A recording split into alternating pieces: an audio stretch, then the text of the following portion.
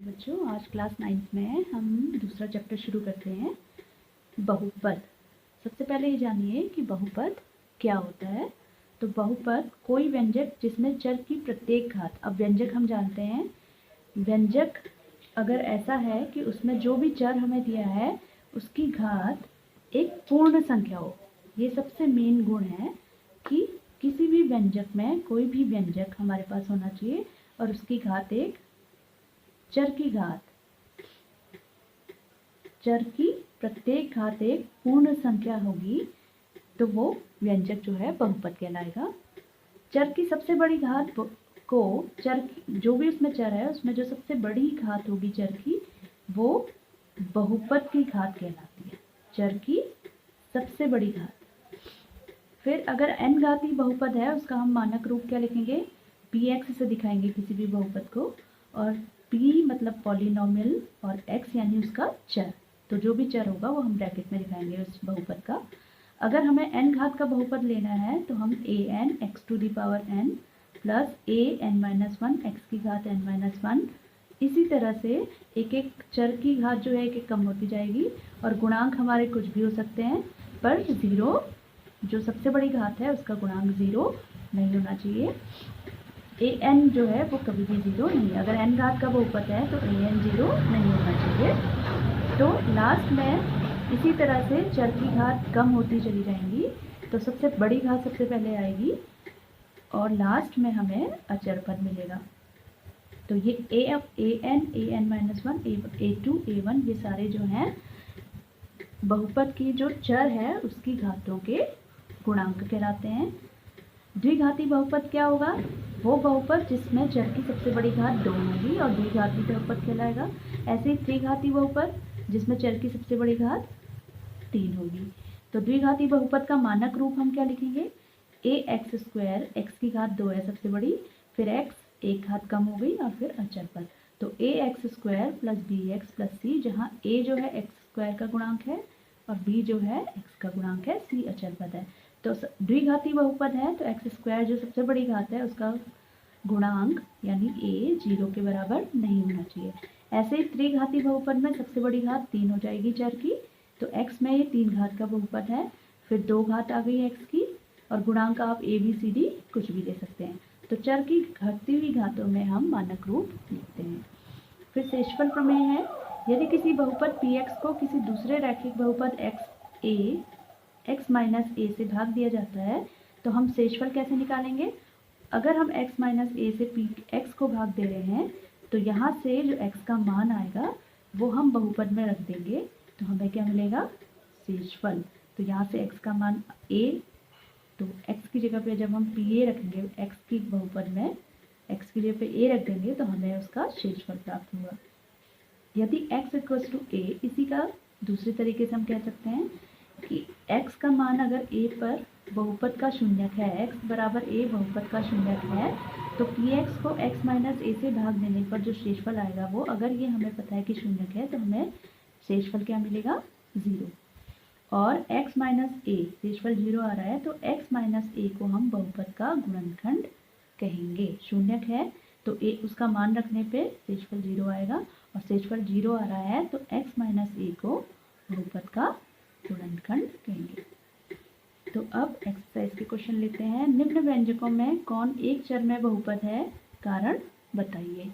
तो जो पहला है 4x square minus 3x plus 7, दूसरा है y स्क्वायर प्लस √2, तीसरा है 3√t प्लस t√2, चौथा है व्यंजक y प्लस 2/y, और पांचवा है x10 y3t प्लस t50। तो हमें ये बताना है कि इनमें से कौन से व्यंजक बहुपद है और कौन से व्यंजक बहुपद नहीं है। तो पहला वाला ले लेते हैं 4x square minus 3x plus 7। तो आप देख रहे हैं कि इसको हम मानक रूप से अगर हम कंपेयर कर रहे हैं तो ax square plus bx plus c के रूप का है और जो चर है उसकी घात हम देख रहे हैं पूर्ण संख्या है, तो ये द्विघात का बहुपद है। तो हम कहेंगे ये जो है बहुपद है। और किस रूप का है? द्विघाती बहुपद है, इस रूप का है, इसलिए हम इसको कहेंगे बहुपद है। दूसरा है y² प्लस √2। अब इसमें चर क्या है? y, और y की घात हम देख रहे हैं पूर्ण संख्या है, और बाकी उसके साथ अचर पद कुछ भी हो तो ये भी एक, इसको हम ऐसे लिख सकते हैं, इस बहुपद को ऐसे लिखा जा सकता है y² प्लस 0y प्लस √2। और इसको अगर हम कंपेयर करेंगे ax² plus bx plus c से, तो आप देख रहे हैं कि ये जो है इससे समानता रख रहा है, तो ये भी जो है एक द्विघाती बहुपद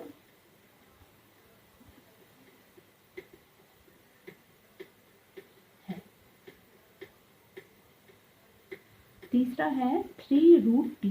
तो इसको आपको पता है वर्गमूल का चिन्ह अगर हम हटाएंगे, वर्गमूल का चिन्ह आ रहा है, इसका मतलब घात एक पूर्ण संख्या नहीं है, इसमें चर t है, और 3t की घात हम 1/2 लिख सकते हैं √t को, और यहाँ पर t की घात पूर्ण संख्या है, पर यहाँ पर जो t की घात है वो एक पूर्ण संख्या नहीं है, तो इसलिए ये द्विघात बहुपद, ये जो है व्यंजक है बहुपद,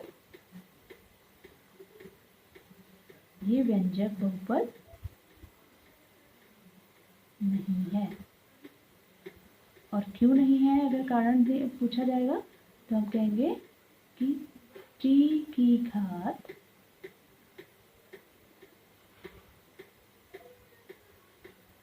में, t की घात में क्या है? एक भिन्न संख्या है, पूर्ण संख्या होनी चाहिए, जबकि यहाँ पर एक भिन्न संख्या है, तो इसलिए हम कहेंगे कि ये द्विघात बहुपद नहीं है।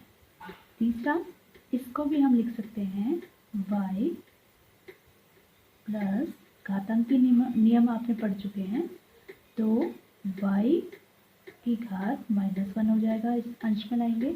अब यहाँ पे भी देखिए y की चर की घात एक ऋणात्मक पूर्णांक आ रही है, जबकि ऋणात्मक नहीं पूर्ण संख्या होनी चाहिए, तो हम कहेंगे यह व्यंजक बहुपद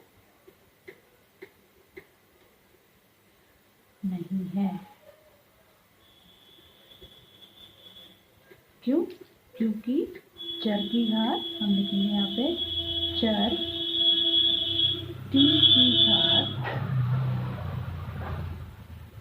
t की घात में ऋणात्मक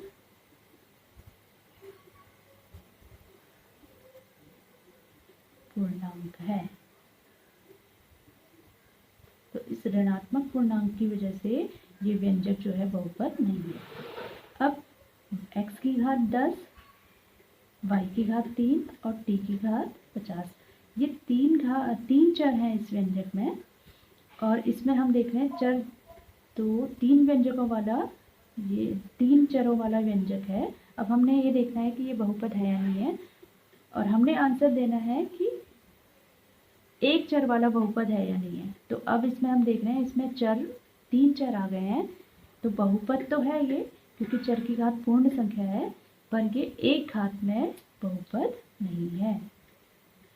एक चर वाला बहुपद, एक, बाकी सब में एक ही चर था, इसमें x, इसमें y, इसमें t, इसमें y, पर इसमें जो चर हैं वो 3 आ गए हैं, तो हम कहेंगे एक चर का बहुपद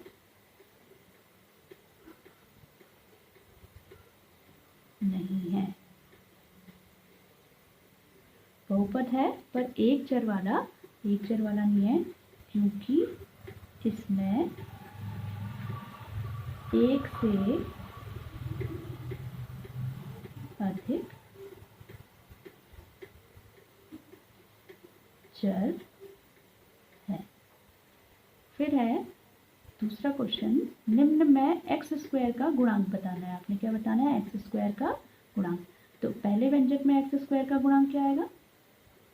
1, कोई संख्या नहीं है यहाँ पर, तो हम कहेंगे x² का गुणांक 1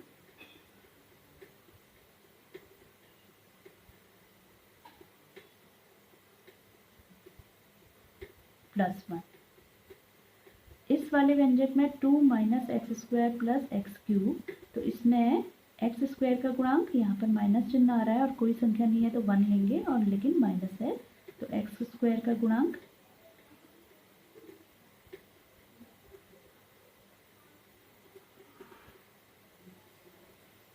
-1।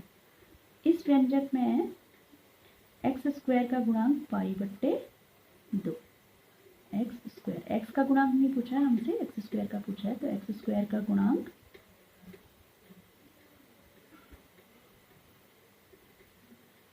π/2। इसमें एक्स स्क्वायर वाला पद ही नहीं है, एक्स का गुणांक है √2 और ये अचर पद है, तो इसमें कहेंगे हम एक्स स्क्वायर, अगर हम लिखना चाहें तो 0 आ जाएगा, का गुणांक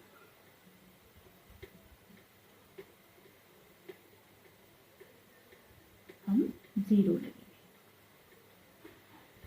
फिर निम्न में प्रत्येक बहुपद की घात लिखिए। अब बहुपद की घात बतानी है, तो ये एक बहुपद है जिसमें सबसे बड़ी घात को ही हम बहुपद की घात कहते हैं। तो यहाँ x की घात 3, दूसरे पद में x की घात 2 है और तीसरे पद में x की घात 1 है। तो यहाँ पर बहुपद की घात क्या हो जाएगी?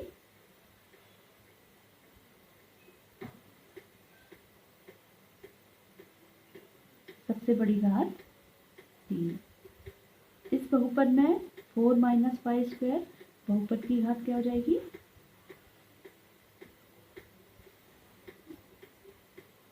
आप देख रहे हैं y की सबसे बड़ी घात 2 है, तो बहुपद की घात हो जाएगी 2। इसमें चर 7 है, इसमें चर t है और ये अचर पद है, तो t की सबसे बड़ी घात 1, तो बहुपद की घात एक घाती बहुपद हो गया।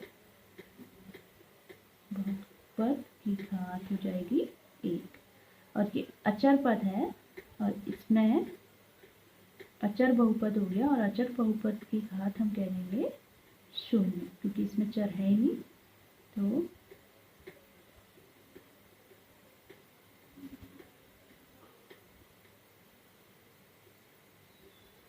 बहुपद की घात हो जाएगी 0।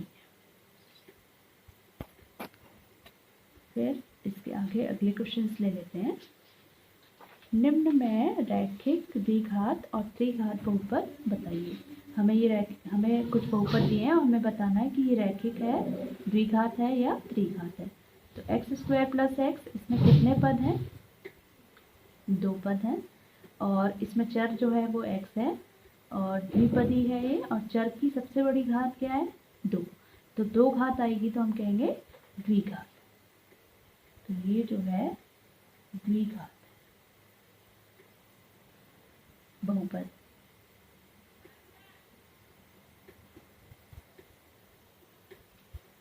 इसमें y plus y square plus 4, तो y की सबसे बड़ी घात त्रिपदी है ये, और सबसे बड़ी घात 2, तो द्विघात बहुपद।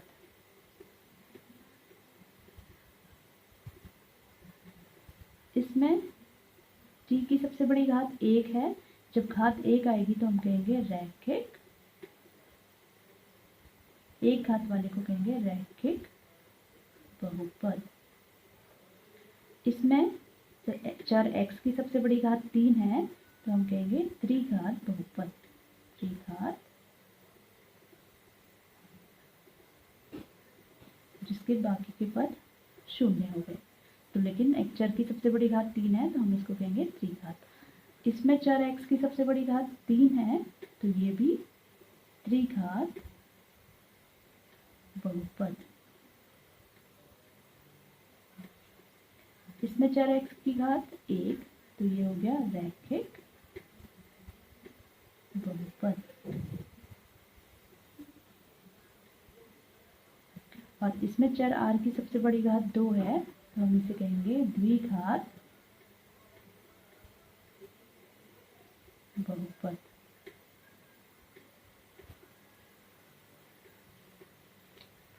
प्रश्नावली 2.2 का पहला क्वेश्चन है, निम्नलिखित पर बहुपद के मान ज्ञात कीजिए। हमें ये बहुपद दिया है पी एक्स बराबर 5x minus 4x square plus 3। तो पहले पार्ट में x बराबर 0 पर बहुपद पी एक्स का मान क्या हो जाएगा? इस पी एक्स में x की जगह पे हमने x बराबर 0 ले लेना है। तो p x की जगह पे क्या ले लेंगे? 0।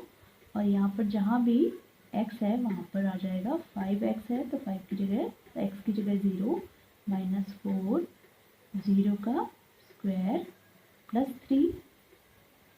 अब 5 इंटू 0 0 माइनस 4 इंटू 0 का स्क्वायर 0, ये भी 0 प्लस 3। तो इस बहुपद का p बराबर 0 पर मान आ गया 3। इसका दूसरा पार्ट ले लेते हैं। x बराबर -1, x बराबर -1 पर बहुपद का मान। तो अब हमने x की जगह पे क्या लेना है? -1। तो p x है तो p हमने इस x की जगह पे लिख देना है -1। तो 5 -1 फिर -4 है ब्रैकेट में -1x इसका स्क्वायर है प्लस 3। तो 5 इंटू -1 ये हो गया -5 -4 और 1 का पहले स्क्वायर कर लेते हैं। -1 का स्क्वायर 1 प्लस 1 हो जाएगा और प्लस 3 -5 4 1 जा 4 -4 प्लस 3। ये दोनों सेम चिन्ह के हैं तो -5 और -4 -9 प्लस 3 तो हो जाएगा -6। तो p -1 पर मान आ गया बहुपद का -6। तीसरे पार्ट में हमने लेना है x बराबर 2 पर मान। तो तीसरा पार्ट x बराबर 2 पर बहुपद का मान। तो क्या आ जाएगा? फिर से हम इसमें p फिर x की जगह पे हमने क्या लिखना है? 2 इक्वल टू 5 फिर x की जगह पे 2 माइनस 4 एक्स स्क्वायर की जगह पे 2 का स्क्वायर प्लस 3। 5 2 जा 10 -4 2 का पहले स्क्वायर कर लेते हैं 2 का स्क्वायर 4 प्लस 3 10 -4 4 जा 16 प्लस 3। तो 10 और 3 दोनों प्लस के हैं तो हो जाएगा 13 माइनस 16। अब दोनों विपरीत चिन्ह है तो 16 में से 13 घटा 3 आया लेकिन साइन बड़े नंबर का आ जाएगा माइनस। तो p x बराबर 0 पर बहुपद का मान 3, x बराबर -1 पर बहुपद का मान -6 और x बराबर 2 पर बहुपद का मान -का